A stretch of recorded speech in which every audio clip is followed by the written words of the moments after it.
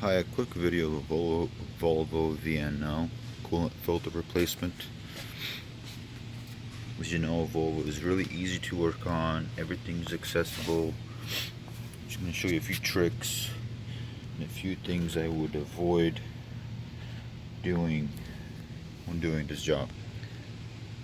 Volvo recommends replacing this filter every 150,000, and they're 15 bucks a piece. They're not that expensive. I use a 3.5 inch filter wrench to take off mine. If you don't have one of those, you can use a crescent wrench or just take it off by hand. Normally, if they're not on there for too long, you can take them off by hand. To get to it from the top, I reach in from here, my right hand here, and you just unscrew it. If you want to use a crescent wrench or just a wrench, I go in from here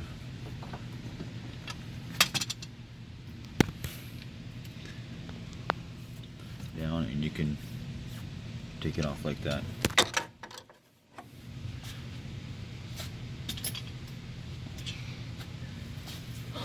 So obviously when you take it off, you're going to have coolant coming down.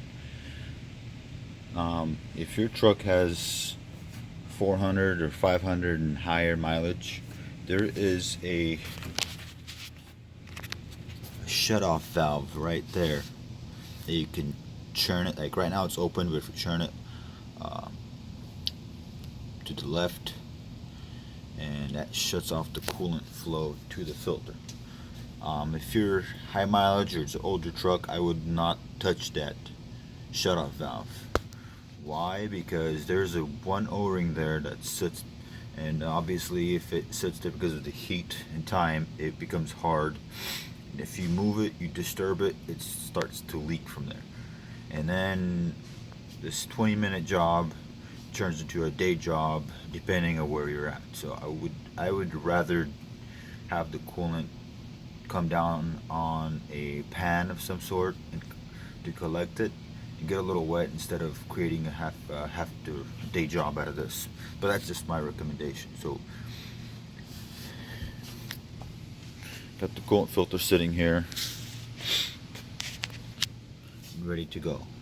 So if you decide to shut that off, either it's a fairly new truck, or if you do your coolant, if you shut it off, let's say every 150,000 miles or so, and it's used to being moved, you might not have a problem where it breaks and you have a leak. If you wanted to shut it, I use my long flat screwdriver. So when I go in there, I go in like this, and then once I'm in on the right side of the shutoff valve, I just twist it and it kicks it to the side. The reason why I do this is because a lot of times, because it's sitting there, it gets kind of stuck. You can't just go in there and move it with your finger. It gets stuck in there. So I use my screwdriver to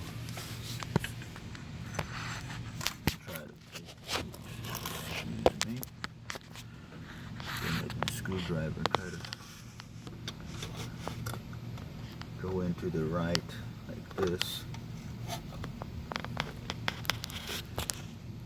and then rotate it, and it pushes it over. This one is, I mean, it's not bad, it moves, it's not stuck in there. If it still doesn't move, I'll get in there with my longer pry bar and push it over all the way, because you need the tip to be bended down in order to push it closed all the way.